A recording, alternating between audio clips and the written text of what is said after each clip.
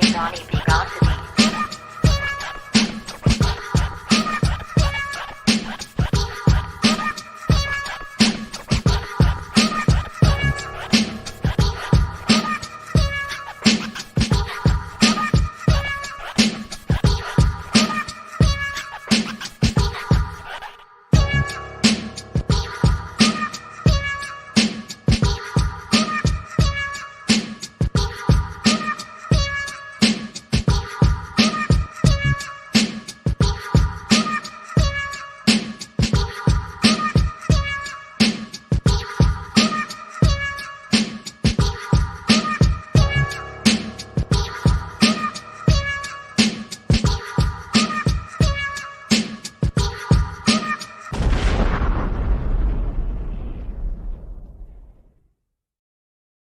Good afternoon, everybody. It's Donnie B got the beats. We're live on the beat. And if you follow this show, you already know what time it is. Time for that glorious intro, y'all. Let's go.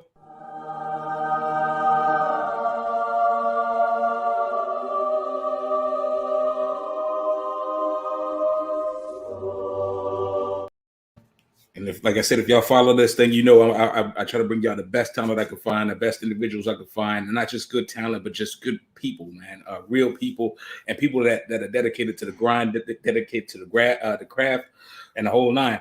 And I came across this brother, man, on social media, man, that was just following and just scrolling up his timeline, kind of like I wasn't stalking him or anything, but I was just checking out. I was like, man, this brother work. He knows how to get these things done that most people don't see. Almost like some sort of business savvy that is like uncanny, like you know what I mean. But I definitely respect him. Definitely respect his work. I've told him as such. But if I didn't convey it right, he knows now. But nonetheless, it's Donnie B got the beats. He on the beat, and I'm here to welcome our brother from all the way across the world. It's Famoe, international recording artist extraordinaire. What's going on with you, Famoe? Yo, man, I'm good. I'm actually hitting the booth right now in the studio, and I'm glad to be here and joining the beat. I appreciate that. Yeah. Man. And thank you for taking the time, man. Like I said, I know it was like 9 p.m. over there in it is. Germany, south side, near Stuttgart. So it's 9 p.m. over here. Yeah. Okay. This is about to be good. So we're gonna jump right into this because I know your time is limited, and we don't want to impede your work. But for those that don't know anything about Famoe, don't know, ain't heard of him, I ain't been checking for him, let them know now. Who is Famoe? Yeah, I'm actually born and raised in Germany, native Italian. I worked with several major artists in the past in the rap and hip hop industry. Also the owner of Rap and Rhymes Records, a record label and record company. And yeah, everything big over here. Also in the UK, in the States, we did great stuff, and more is to come. Okay. I love it. That's just the little overall. That's the that we can expand. yeah, we can expand it through the interview there. Indeed. Hey, man, listen, I love your energy, man. Like you like like you said, you work with some major talent, and but you seem like mad chill, mad humble, and everything. So I'm digging it already, man. I like where this is headed. Let's digress. Let's take a step back. Growing up in Germany, what was that like? Growing up in that part of the world, I have never been, and I've always kind of wanted to go. So I'm gonna be tuned in too. Like, ooh. Well, the good thing over here is we don't have any gangbangers and problems like that. So heads up on this. I'm glad to be in that kind of position to say that. Okay. And yeah, Germany is a place where you live to work. You work to live 24/7. You know what I mean? So that's a tough one, actually. You gotta grind hard to make something happen. And it's just a different lifestyle. Mm-hmm. You know what I mean? It's hard to go through all the naysayers as well. So if you're in a position that you want to make something happen, you get a lot of trouble, a lot of problems. People don't appreciate what you're doing. So it's tricky. It's tricky though. It's tricky. So that's my point of view in Germany. But if you got your 5-6 people that you can go with, go with the flow and keep doing what you do, all is fine. That's awesome, and I'm glad you said Yeah, that too, because that was kind of my next. It was off the grid question. But yeah, how, considering what you just said, how is yeah, the recording industry? Because I know how it is out here in LA, and it's like dog eat dog yeah, world yeah, out in the United States. yeah, But yeah. how does people in Germany receive hip hop and rap and R&B and rock and pop and stuff like that? Like there be any Well, what's it like? as you know, music changed nowadays. I'm just a OG in that part because I was born in 87, so I'm the late 90s, early 2000 kid of hip hop. And if I'm telling you the story of hip hop, is actually hip hop was over here big once Tupac passed away in 97. So all the people around here was listening to All Eyes on Me, get into Dr. Dre, The Chronicle, and stuff like that. But if you're talking about now, 10 years up to 30 years ago, German hip hop is blowing up. So if you do English music and you're not American, you always didn't get the appreciation in what you do. So it was always a really, really tough one because I was always addicted to American hip hop. And if I was wanted to do music, I always been into the direction to doing just the American stuff. You know what I mean? I had Mm. several issues with major labels back in the day where I was signed and they convinced and they forced me actually to rap in German, which I didn't because there was no passion behind. And it's tricky. So if you're in Germany and doing something in English, American, you got always the problem. We got also good artists in the US. So why do we need one in Germany? You know what I mean? So that's always the key. So you got to grind harder than the majors to get at least a shot in the spotlight. And I'm sure that makes that makes your exterior tougher, Yeah, makes you yeah, that much more polished, yeah, huh? yeah, yeah, That's yeah, yeah, that's interesting. That is very interesting. yeah. Man. I Well, had a good time. Yeah, keep no, go going. ahead. I had a good time actually with some people that came from America in the military base over here Okay. in the South Side. So some people were in Frankfurt, some in Stuttgart, and I mean, so I always connected real good with those people actually. But once they're gone, you start again from zero. So you have to find the direction to build up the bridge from Germany up to the States, up to UK, which happened after years actually. Yeah, Mm, okay. Okay. Okay. Well, like I said, I yeah, mean, where you are now, and I mean, just receiving your press kit and everything like that. I mean, you definitely a very well polished artist, and dare I say, yeah, product. You know what I mean? Like you get it. yeah, There's still so many people here that you would think that people here would understand what you have, what you already put together, and a lot of people aren't. yeah. I mean, so again, kudos to what you built so far. Appreciate, man. Of course. So with that being said, how did you get your start in the music industry? Well, I was actually a dancer in the first place. All right, Okay. so I was, yeah, my mother was a really good dancer back in the day, and she bought me that. Remember that Michael Jackson VHS tape with the history music videos? Yeah. That was the first time I was really getting touch into those kind of music.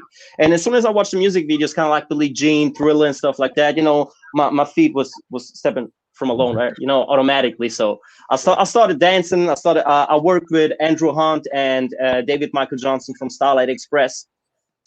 And then I think I was 12 or 13 years old. It was 2001. There was a talent show in Italy. I had a holiday, 2 weeks of holiday with my mother in Italy in Foggia, and it was a rap talent show. And I was performing Nelly number one from the album back in the day. Okay. And I hit the number three at the talent show, and that was the point. Yeah, and that was the point where I really get into the music stuff. Just leaving the dance section, doing the battles in clubs and stuff like that. You know what I mean, and getting into the rap music. And it was funny because you had a vision, but I didn't have any clue how to start going into that direction, because I wasn't able to speak in English. I wasn't able to write in English. I wasn't able to write down the lyrics, you know what I mean? So I was listening to the records, you know, all right, they're saying that, so I'm writing it down, watching movies in English, you know, trying to translate stuff if I didn't understand anything, stuff like that, you know what I mean? And that was a daily basis. So I was at school, back home, listening to music, writing all the things down that I didn't understand, rewatch it, you know, and there was a consistency. I think that was the key to get into that direction. And then I met my best friend Nino. He was a hobby remixer in our town, and we had the idea to do an album, which we did in 2006, called The Italian Stallion, and we did 1,000 CDs and tried to sell it out of trunk, you know, the good old days. Yeah. And it actually worked. In a certain way it worked, but in a certain way it didn't work, because there was the problem. All right, you got always the critique, right? If you do stuff, people hating, people saying some stuff. So the main point was, at that time, if I'm doing music, it was the accent, so you can hear it that I'm not a real American. All right, that was the main problem that I had back in the day. So I was working on that, and then 3 years later I was at a point to hit a peak where I was like, you know what, I need to work with people from the States to make sure if I'm able to make those guys happy on stage, then I know I can make that happen. I mean, so I met another guy called Don Weezy. He's a huge manager, booker. He's everything right now. He's doing also WWE boot camps, big shows with major acts, you know, tour bookings and stuff like that. And we kept in touch. He just booked me for several shows over here in the South Side, which we had 2-3 gigs every week, and it was good. And then I was one day with Nino, I think, in my room, and we were talking about how we gonna make that album happen now. And I was like, you know what? Let's get the money done and see if we can find any producer that would jump on the project. And then I met Surefire Records, Surefire Music Group from Boston. They are also Grammy nominated, very good producers. And we flew to the States, to Boston, did the whole album explicit. You know, we had features like Donnell from Shy, we had Scola from Drew Hill, we had Hot Rod and Spiderluck from G Unit back in the day. We had Donnie Klang, the winner from Making the Band. We had Sirius Jones from New York, the Tide Pedal MC. You know, and everything across the project made new connections as well. So we came back, dropped the album, and then it wasn't the accent, it was the way how I rhyme on the stuff, you know what I mean? Yo, you know, you're from Germany, and if you just figuring out music from Method Man, from Tupac, they rhyme in a certain way, and you know, there was another critic, and I was like, all right, I got it. All right, let's work on more stuff, which we did. And then there was Ian from the UK. He hit me up on YouTube, because there was always managers and producers and labels hitting me up, you know, asking, yo, you are signed and stuff like that. And I was like, you know what, if you're serious about it, you just do it in a certain way and not just through DM or stuff like that. You know what I mean? You just hitting hard. If I don't answering, you try a way to get in touch with me, which he did, because On and On, the single from Explicit, went #1 in Yavido on a music video channel in Germany. Okay.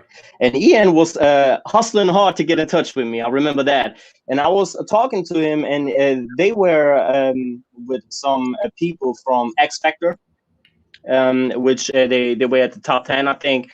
Did in some singles, had also some successful singles with Virgin back in the day.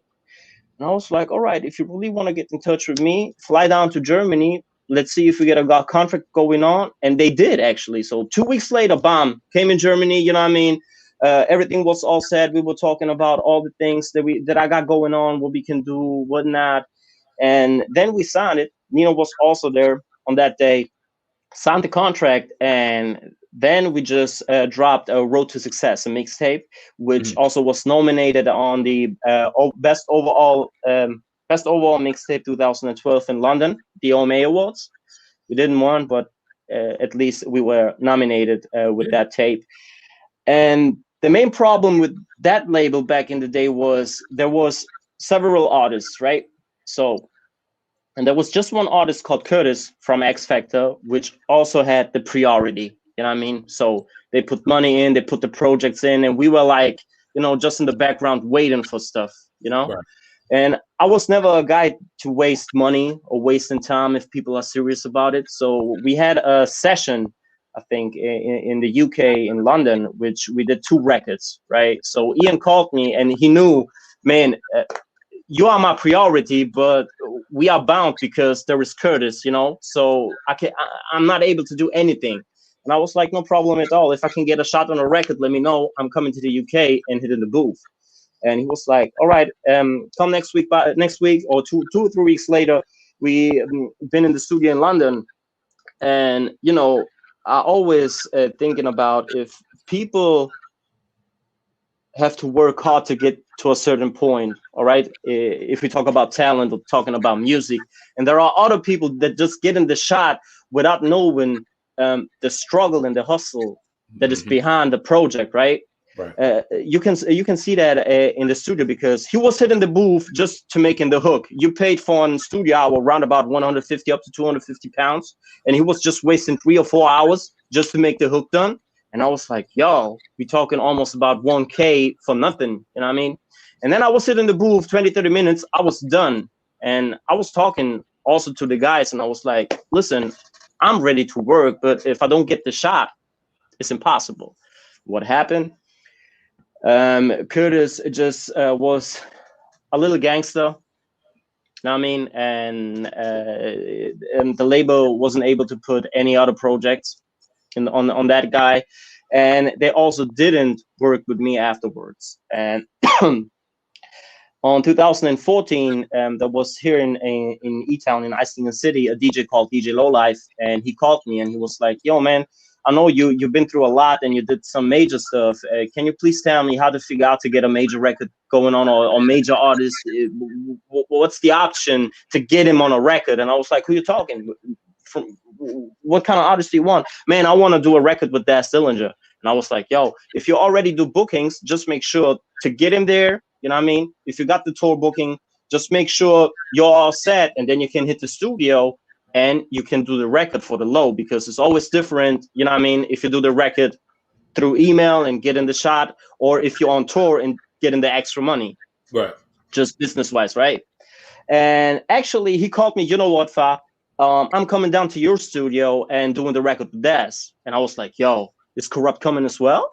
And he was like, I don't know. They are in France doing the tour, so we will see when they come in. And I was talking to him, and I was like, yo, if Corrupt is getting out of that van, I'm doing a single with him, 100%. And what happened? Dazzy came out, Corrupt came out. We had a great studio session here, you know what I mean, talking about Tupac, you know, seeing how Daz Dillinger and Corrupt was in action was to me actually a blessing, because if you told me back in the day that I had a session with Corrupt, I was like, nah, man, it's impossible. You know what I mean? Right. And the good thing was my management, Manny and Ian from the UK, had also the rights of the, I think, the Dr. Dre, the Up in Smoke tour, some rights in the UK, which I think so. I'm not 100% sure, but there was something. And Corrupt knew also that manager. So he went downstairs and I was talking to him, you know what I mean? And I was like, yo, I got a beat going on.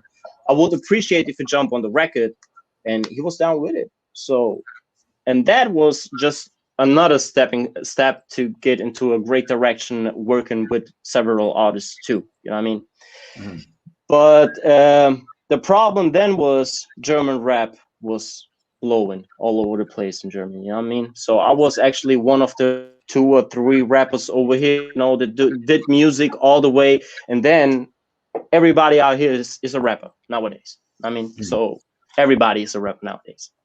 And you remember that day when each and every artist got their own style, that unique style, you know, nothing sounding the same. Yeah. And now, since the music industry is changing so much, you know what I mean, you're already hearing the same. And it's not about talent anymore. It's more about making the fast money. So, you know what I mean? And that was a certain way that I was looking like, and I was like, you know what? I'm not into that anymore, because Autotune came, T-Pain was just another thing, right? T-Pain is T-Pain. T-Pain is just the one, you know, Lil Wayne as well. But everything that came afterwards, we're talking about Future, you know, and that was to me, if they was unique, all right, I'm good with it. But everything that is coming now is always the same stuff. So Right. there is no passion behind to me, because if we were doing records back in the day just for a single, we were working 3, 4, 5, 6 weeks. You know, shooting a music video wasn't that easy like 10 or 15 years ago, because you had to get paid to get real quality. Now you got just a cam for 500, 600 bucks, or even an iPhone, and you can shoot some high quality stuff for the low. So everybody can make that happen. We can see that also on Instagram, you know, then all the manipulation that we got going on, people are not really serious about the stuff. So if they do a release, do you know if the likes are real? Do you know if the views are real? You know what I mean? And everything is changing. So I was sick and tired of it, and I stepped back. I just stepped back in 2016 after I planned to do an album called Paradigm with TQ in London. I was in London just doing my own thing. I was like, you know what, let's do Paradigm, because we had a show called 16 Bars, Famoe 16 Bars Rap Block. And there was just a known beat, a very known, very well known beat, and I just put the verse on it just to make sure to get some stuff on YouTube going on, to get to that point, to get some audience once I drop the LP.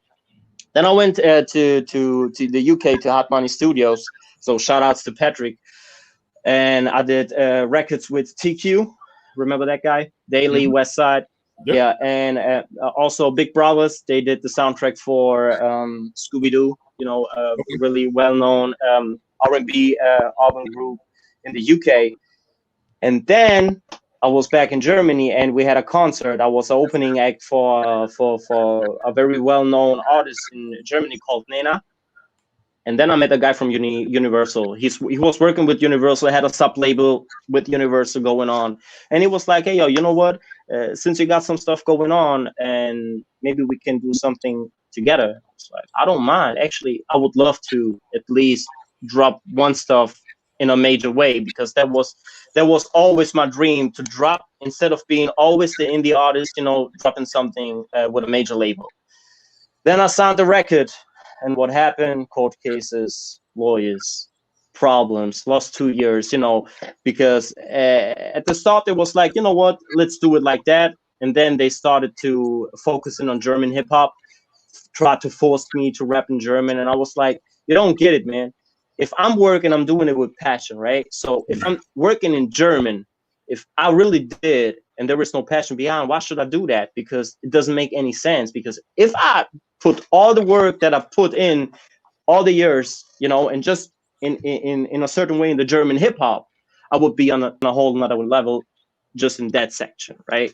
But since I'm in Germany, you know, and doing that American stuff, it's way harder to get to the top or hitting the Billboard charts, because I'm not there. You know what I mean? Right. So then I lost 2 years. Then I was at least out of the contract after 1.5 years, I think. And I was like, I'm sick and tired of this. I was almost ready to quit the studio, you know, leaving all behind and stopping, because how you want me to explain that? It's like, if you put so much hard work in it, right, and you never get the appreciation, you're like, why? It doesn't make any sense to me. There are so many rappers that are just whack and weird and nothing behind, you know. If it comes to doing records, they are just lazy and stuff like that, you know what I mean? Right. So why should I put more work on it? Then I picked up another rapper over here. He did German hip hop, and I was like, you know what? I can support you. I can teach you some stuff if you do it my way. The first weeks were okay. He did it my way, actually. But then, you know, he drifted, just watched too many other artists, how they release records and release this and release that. And you didn't have the focus that you needed to get there, right? Right. And then it break down again. And I was like, you know what? Fuck it. I'm done with it. And then 2 weeks later, one phone call. No, actually, at the meantime, while I was working with that rapper, I received a phone call from a producer that I know, which I did a record back in the day in the house section, house and dance music.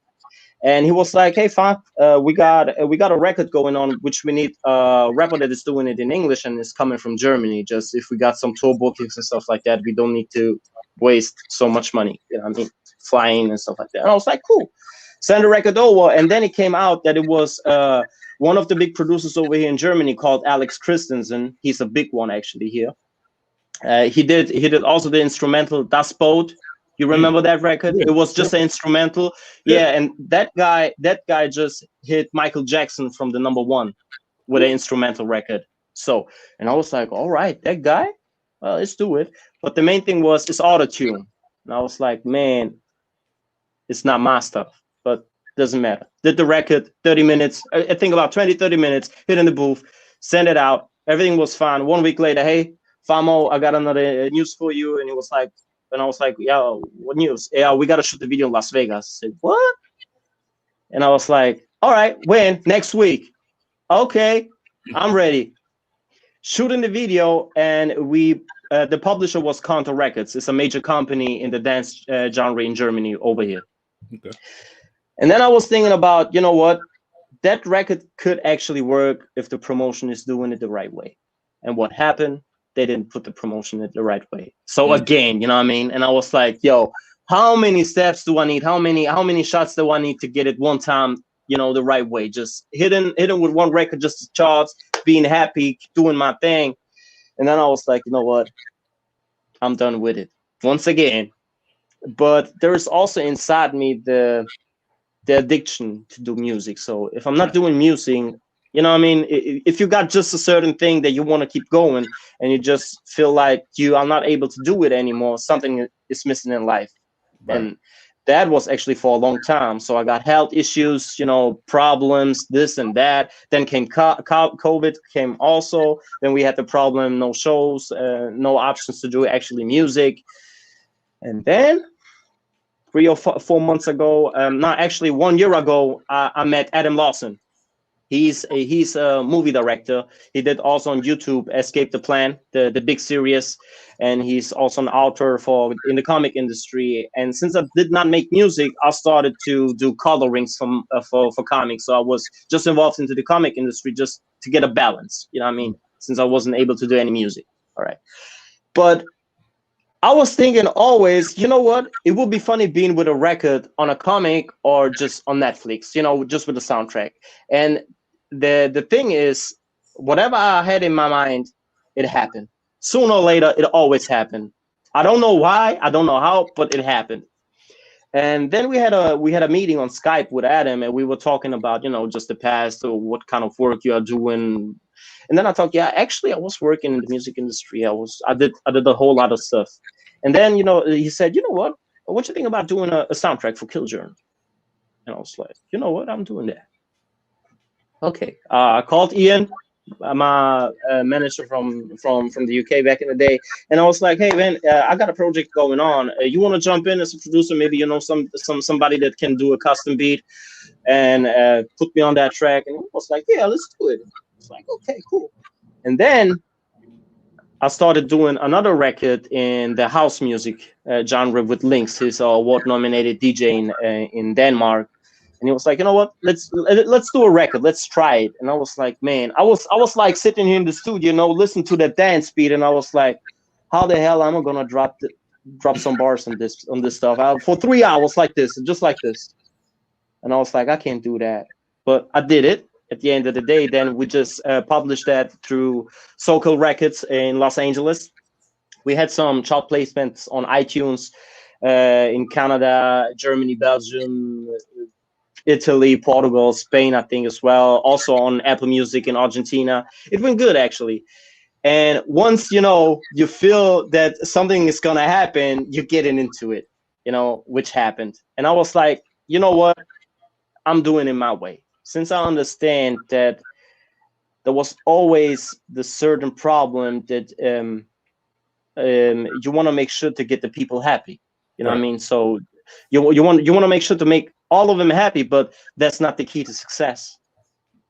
My point of view right now, because In the early stage, I was like, you know what, I need to make everybody happy. When I'm running the streets, you know, you gotta know Famoe. I was like that, but that was never the key to success. It was always to focus on yourself and keep doing what you do the way you want to do it.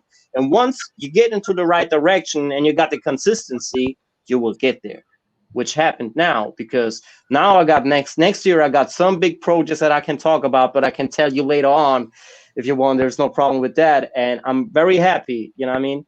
Then we had also some conversations about the music industry, the overall music industry, because here in Germany, just an example, if people release music, right, they do kind of DVD box sets. All right, so there are T-shirts in it, USB sticks. Some people also put in one of 1,000 or 2,500 boxes a Rolex, you know what I mean, or a Bitcoin, just to make sure they get their sales going on. Because I think 10 years ago, the charts were counted by sales numbers. Now it's counted by estimated income, you know, through the sales. So if a record get a DVD box, right, which costs around about 40 up to 60 euros, will be 70 to 80 dollars, right? You get just with one sale the same amount, I think, as you got 8 LP sales. You know what I mean? Right. Which Smart. doesn't count. Yeah, it's smart. It's actually smart, but to me, it's not the way that it has to be, because it's not about, you know, getting the people the merch to increase the money from the sales. It's about getting the people buying your stuff because they love what you do. You know what I mean? True. So, and I was talking to Ian with that because in UK, in the US, it's nothing. There is nothing like that. So if you got the sales, I know that you need, I think, to hit in the Billboard charts for a good week, I think you need about 500 up to 600-700 sales in a week to hit the 100. And those were the things where I was like, you know, it's sad.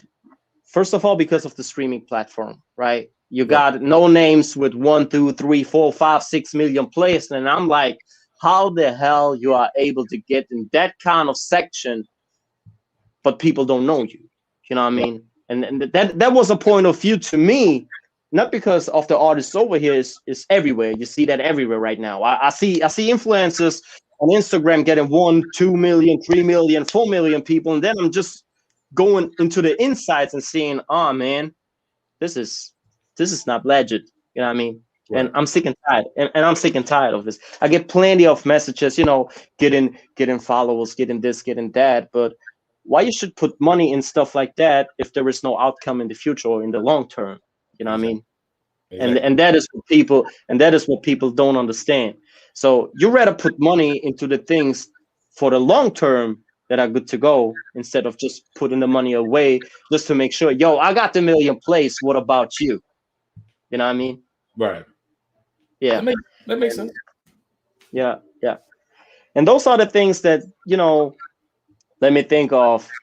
Is I would see what Michael Jackson was thinking about it. I would love to hear his opinion, actually. You know what I mean? Or really the big artists that are also doing stuff like that. All right, but if you got a world tour going on, you know, this is it's the part of the game, right? But for the indie artists to make it in the industry, you know, just to make people happy. Like I said, it's not about making others happy. It's about, what if you hit the million, but you did it the right way? You know what I mean? And that makes me come to that point. You know, Masterclass, you ever heard of it? Nas and some yeah. And Nas, I think Nas was saying, you got to go through the whole process without shortcuts, because if the point is, the time is coming where you have to prove what you got, you're not able to make it because you've never been through the whole process. Right. And I think in a certain way, even if you fake it till you make it, right? I think karma is around us. So, I mean, it makes a ton of sense, and I definitely agree with you. I was raised under a different kind of moniker, but it was the same thing, where they say in order to play the game, you got to know how to you got to learn the rules in order to know how to break the rules. You know what I mean?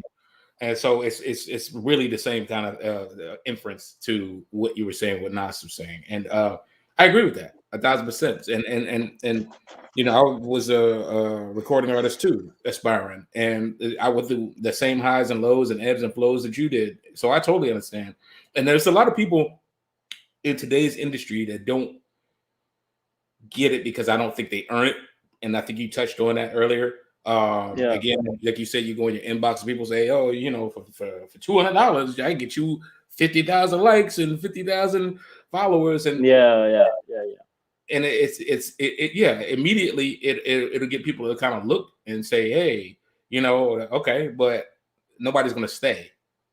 And do you have staying power or not? Is I think what at least I got from what you were saying, and I agree with that 1,000%.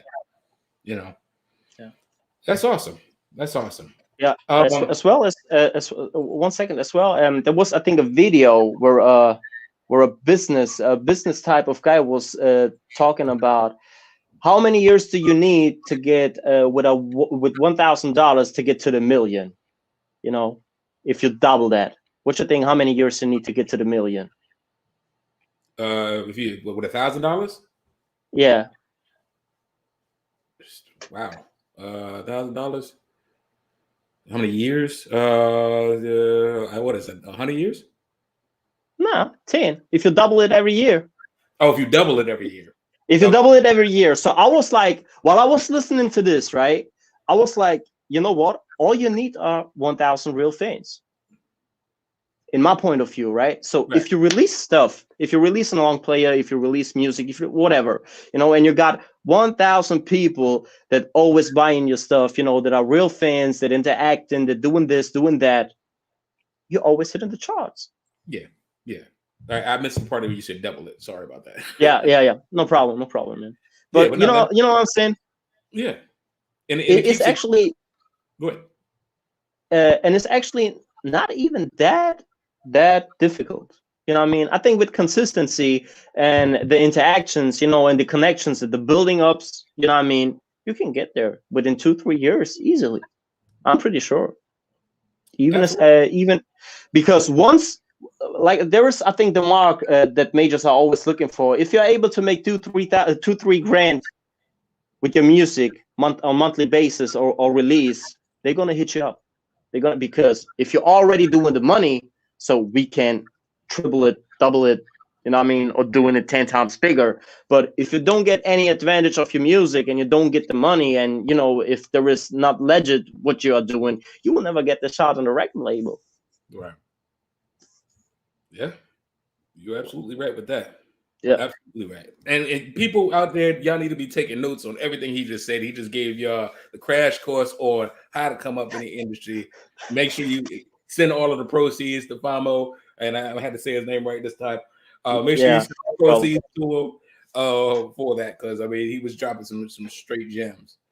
Famoe, listen, we got Kill Journal here. I definitely want to play that so people can get an idea of what you're about and what that's like. So let's talk about Kill Journal, and then we're gonna play it. How did that at least the visual, the actuality of you doing it and putting it together? What was that like? Who did the video? So forth and so on. All right. Actually, Kill Journal is a graphic novel that was written by Adam Lawson. Shout out to you, my man. Right. And I was also involved with 8 pages of coloring of a side story of it. Nice. With a main character, which I did, and the book will come out next month, I think, in January. Because of COVID, you know, the shipping was a little bit extraordinary, and that's why there is a whole few months of delay. And and then I talked to the author, to Adam Lawson, about doing a soundtrack, and I was reading the whole book, you know, and tried to build the story for the comic book just in a musician way. So the first verse is talking about certain characters, the second about the others, and the third about the others, and just a kind of story, so the people know what's all about Kill Journal. So with the hope, if there will be one day a pitch through Netflix and you got an anime or stuff like that, maybe you got also the soundtrack. You never know, you know what I mean? Right, of course. And and then we just did a lyrics video for it. Nothing special. nothing on high budget stuff, just to make sure we drop the single. It's also produced by J-Mo. J-Mo is a very big artist that had some #1 Billboard spots, and did also records with D-Block Europe. And the main guy, the publisher, is Ian, my manager from back in the day, Fat Pigeon. Shout outs to you guys as well. Shout outs to Ian. And then we just did the record, and it went actually good. We had almost 25,000 streams on it. You know, we hitting some certain little spot charts on iTunes. We got some good playlist placements, and yeah, this is it. This is the story for Kill Journal. That's what it is. So you heard it here first, ladies and gentlemen. We got our exclusive feature, Kill Journal by Famoe. Check this out.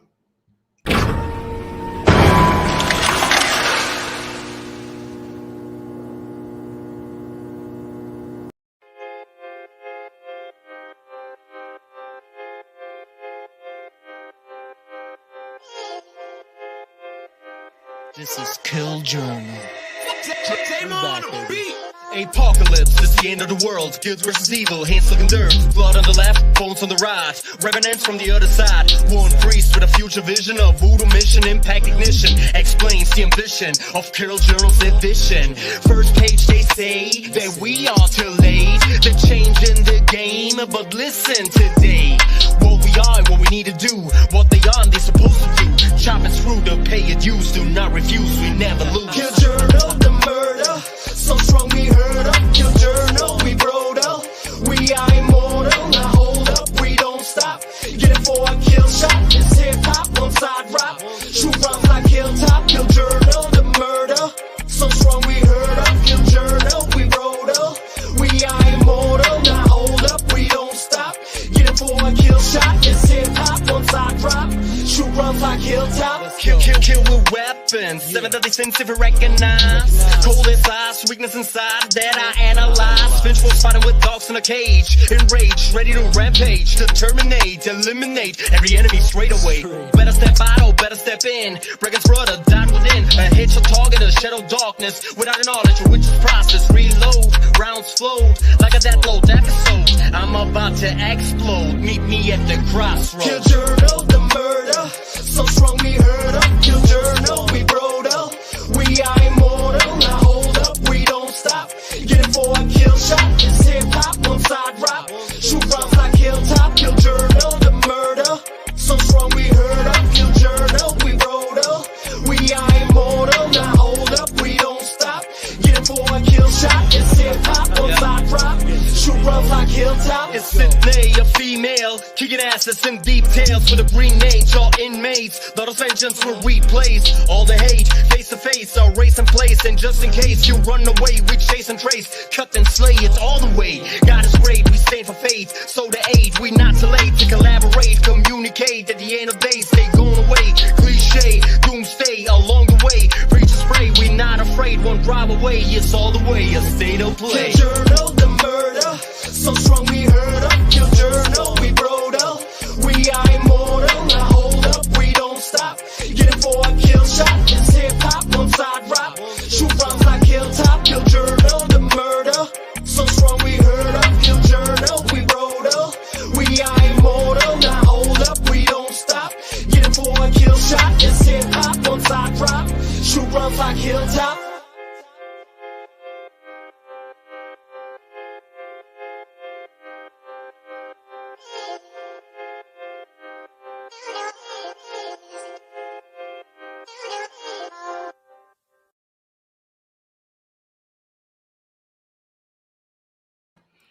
Yes, sir.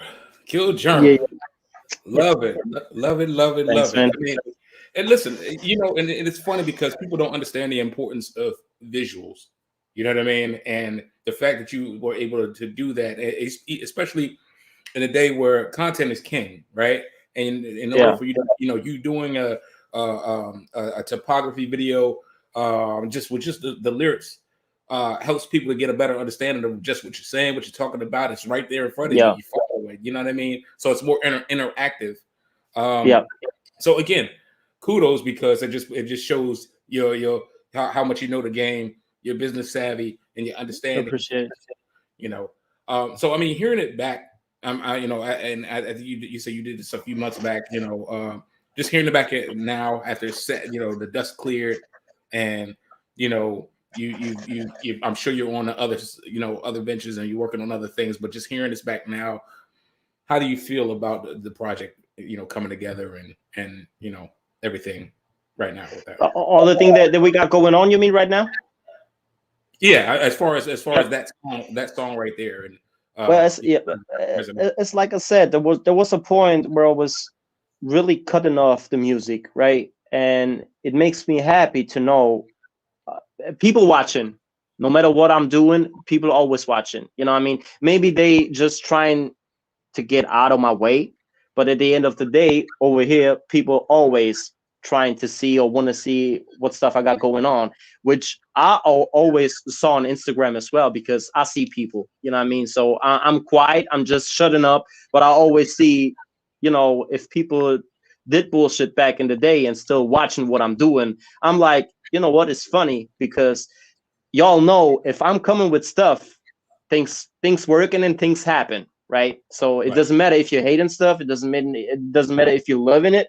It's always the mindset that people know if Famoe is doing some stuff, y'all better watch out because something great is gonna happen again, And I was in the beginning of all the creation process, right? For Kill Journey and stuff like that. It was just for myself, making myself happy, doing again music, just without thinking about hitting some plays, getting on playlists, doing stuff like that, making anybody happy. It was just being in the studio, doing the thing that you always love to do, because most of the people, only the people that are into some stuff that would always love to do 24/7 understand how hard it is to step back, leaving things that you always love.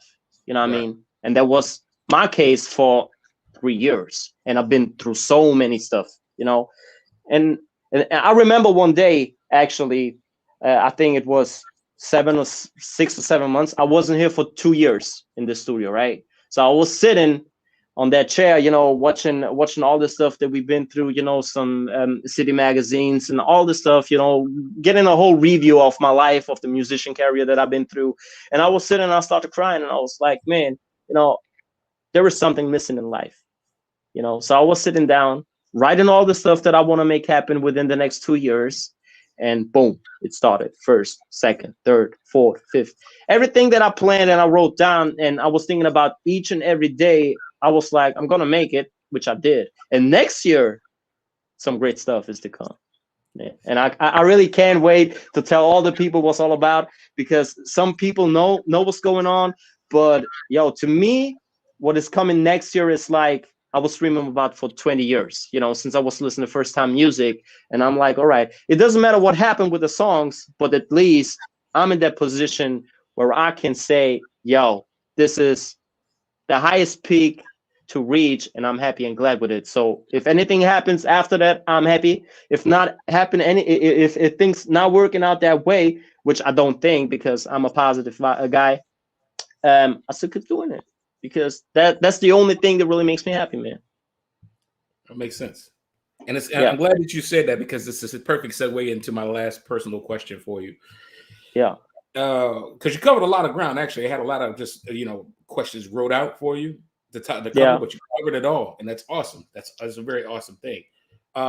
This question is, with that being said, where do you see yourself in the next 5 years? And I know you talked about next year. Yeah. But beyond that. Well, to be honest, I just want to have some certain artists in Rap and Rhymes Records in my label, which I'm taking care of people, just helping out indie artists in, if it comes about label submissions, helping out with contracts and stuff like that. So, which I do. And I have also two guys that are within the label and working with me. Also doing mix and mastering services for the low to make sure the indie artists getting the highest and best quality as possible. And hitting the billboards. Hitting the billboards. Hitting the billboards. So we will talk next year on December if I'm gonna hit in the billboards or not. So So I'm pretty sure that's the main thing which I'm really focusing on. And if I get another record deal that makes sense, it's cool. If not, I'm keep doing my thing with Rap and Rhymes Records as I always did. And I think we got some good stuff coming. Good, good. And so that's the only thing that I can tell you, right? no. And listen, you gotta make it so that people, you know, what's next, so they stay tuned. Yeah. And they watch, you know, they stay on the ride. You know what I mean? And the main thing is, you know, why you was asking before, the important point of all the stuff that I did while I was coming back into the music was cutting all the people with the negativity, you know, and having only around, I think, 8 or 9 people around me that are really got the same mindset as I am. You know what I mean? So I think that's the key to get things rolling the right way. You know, I got a guy, Paul. He started on COVID, started building up our own gym, which I'm really proud of. You know, helping him out if he needs help. Then I got a really, I can tell, brother from another mother, Sam. He's a gatherer for hookers. He's actually the first one that did the gathering service in Europe. He's a big one, Sam Shisha. Yeah. He's actually, he came into my life while he was starting to create in that business while I was creating my stuff. So it was at the same time. So around about 2008, 2010, 2011, round about that time. Then I got Nino, my best friend. I got Basil that is also working behind the scenes, you know, in that top. Then I got my girl that is supporting me because I know that it's very hard to be with a guy that is always busy and doing stuff, you know what I mean? Sorry. Yeah.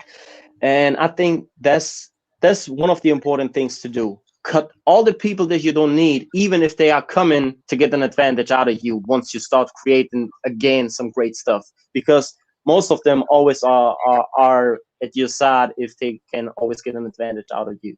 You know what I mean? So cut all the people off. You don't need to show you can show respect, but you don't have to act like, yeah, you my guy, what's up? I don't care anymore. So if you're coming and you got a problem, I don't want to have problems. But if you want a problem, then we got a problem. So all good. You know what I mean? So right. I don't search for it, but if you want it, come and get it. Yeah. And we good. There's always smoke. It don't matter where you at it, just whether you exactly breathe it or not. You know, I get it. Exactly. I get it, brother. I get it.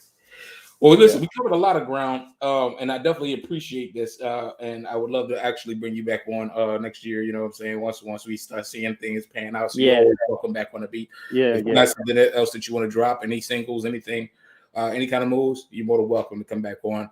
At this time, I normally do the hot topics, but we're toward the end. So I want to leave, and I want to discuss something very specific and unique. And this is a current events question. Sure. As you know, we have been in a state of crisis, the world, not just the United States, but in a state of crisis for the past two years due to COVID-19. Yeah. I want to know what your thoughts are on the COVID-19 strain, how it affected you in Germany and your travels and your business, as well as this new variant and series of variants that are coming out. And what's the impact for you and your businesses and brands that you're building? Well, at the first beginning, when everything started in China in December 2019, I was like, all right, it's like the swine flu or stuff like that, you know what I mean? Or anything like that. Will not happen really, really, really hard. But I think 1 month later, hits Germany and Munich. And I was like, all right, I think this can be some serious stuff that we got going on right now. You know, I was never the guy that had some vaccines and stuff like that. So I had it back then when I was a little kid, you know, the must-have ones. But I was never into that, right? Okay. And I wasn't a fan, actually, to be honest. But then after 6 months, we started to, you know, closing the countries. You wasn't able to go to Italy. You wasn't able to move around, you know. And I was like, man, and I'm a familiar guy, you know. I love my mother to death.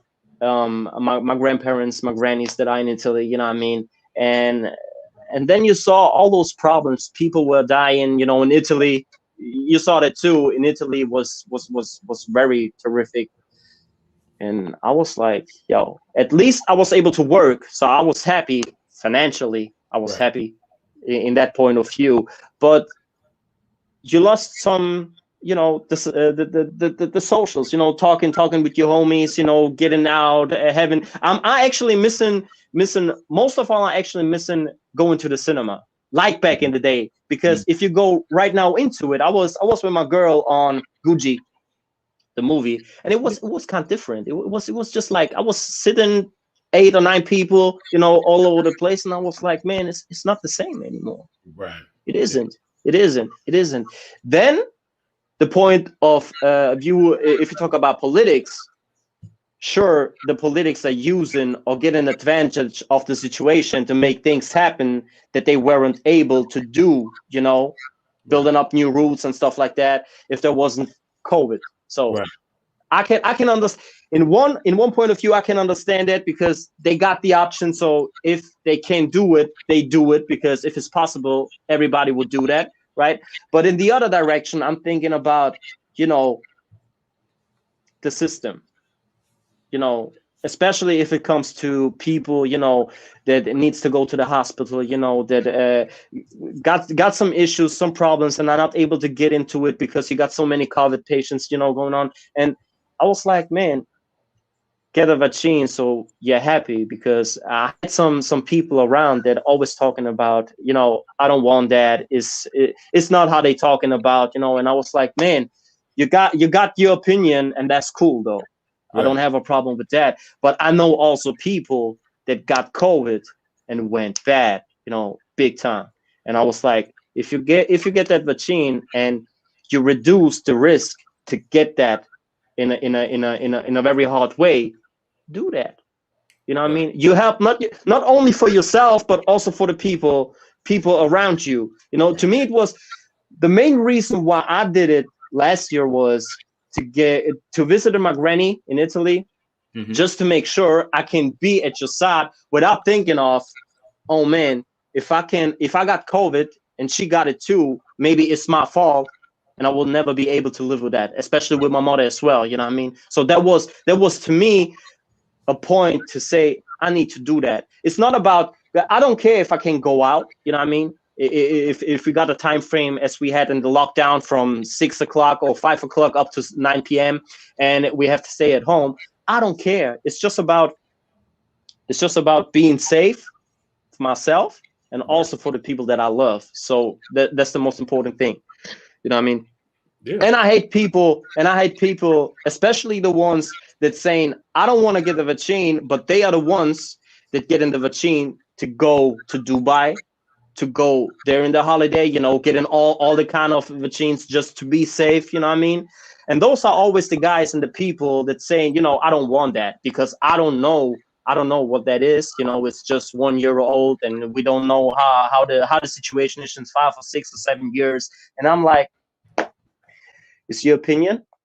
That's okay. But if you're saying you don't want that, right? Don't be that kind of person that is doing it for other reasons, because that's a point of view. Well, I'm like, you know what? You're not real to me. I mean, especially the ones that faking. Also, you know, I mean, the green pass and stuff like that. That's a point where I'm like, I get it. You don't want to get the vaccine, so you're at least able to go to the restaurant, get in some food and this and that. But It's still if you dangerous. think, you know what I mean? And there was also a situation. A friend of mine, his wife is working at the dock, right? And one patient got a PCR positive COVID test, right? So, and they are actually not able to leave the house for 2 weeks, right? So what happened? There is a mall over here in GP Town, and he came in, and the wife of my friend was in there too. So, and they were like, you know what? I can't say who it is, but I can tell you that in here we have a guy that got a PCR positive COVID test. So they closed the door. You know, nobody could leave out of the mall.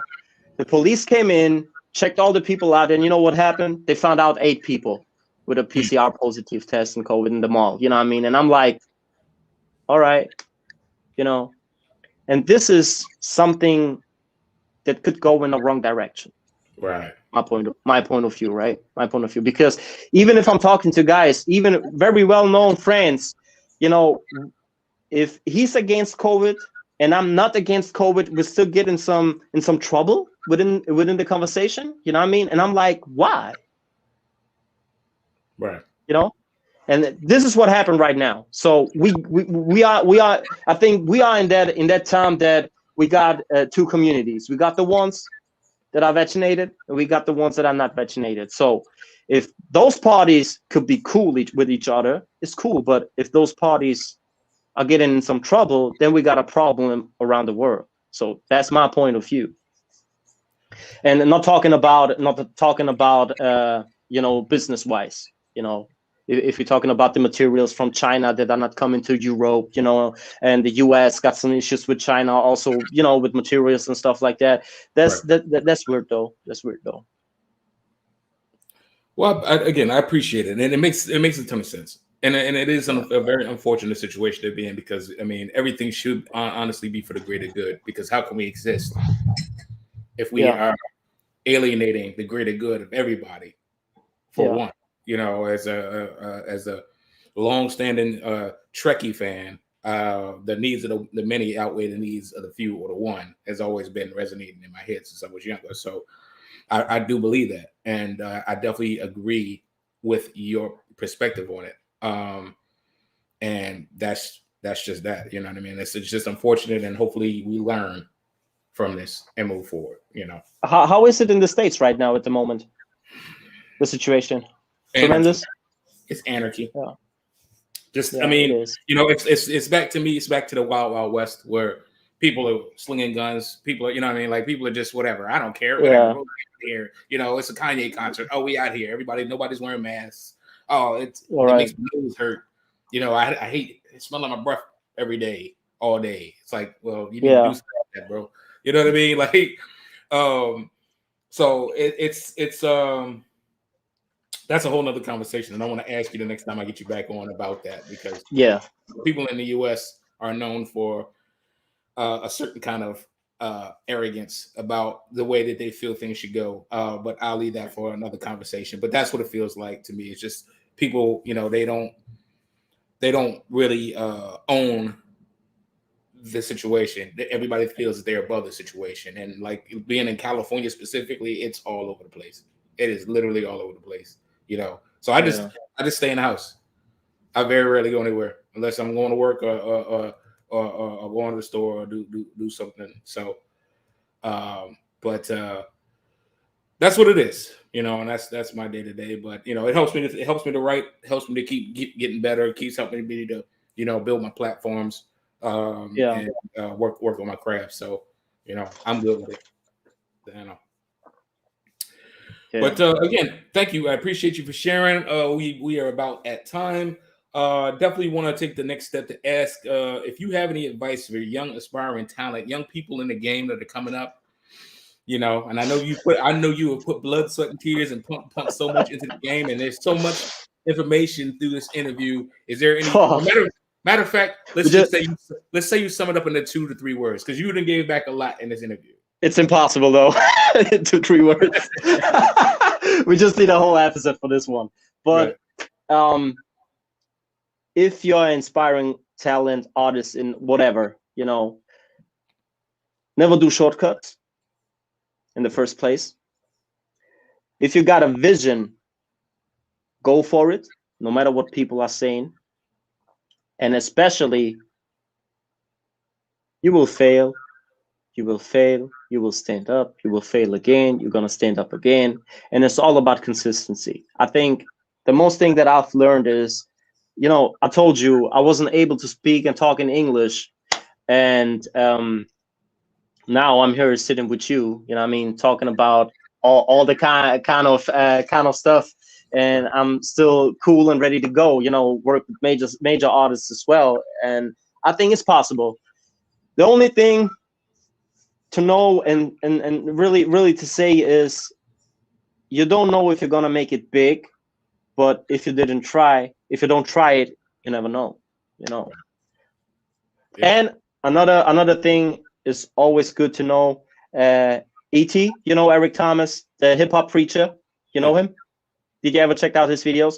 Yeah. That guy to me was like, in every depression phase I was in my life, you know, I was listening to him, you know, recrafting stuff, rethinking about all the mistakes that I did, you know, and just try to figure out to do it the right way. So if you tried something and you messed up, make sure that if you do it again, don't do it the same way that you did before. Just make the changes, make the tweaks until you got the real tweaks, the final master, you know what I mean, and you're good to go. Just consistency and faith, and the great people behind you. That's the key to me. And there you have it, ladies and gentlemen, Famoe himself. And make sure you like and subscribe, follow Famoe on social media. But I'll ask this specific question to you, and then we can let you go. Ahead. How can people? No, I got time. All good. How can people learn more about you? How can they follow you? How can they reach out and conversate with you if they so inclined? What's the best way to reach you, man? Actually, you can reach me on officialfamoe.com. You can hit me up on Facebook at It's Famoe.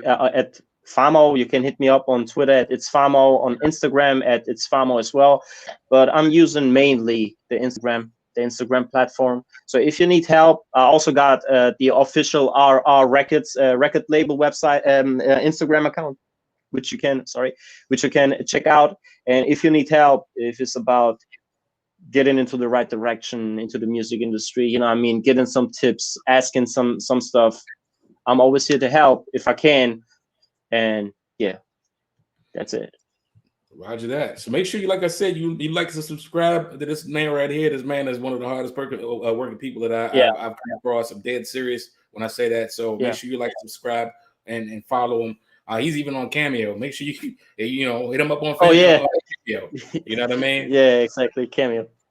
So Cameo. If you want to shout out, just holla. Exactly, man. Get that. Yeah, you already know.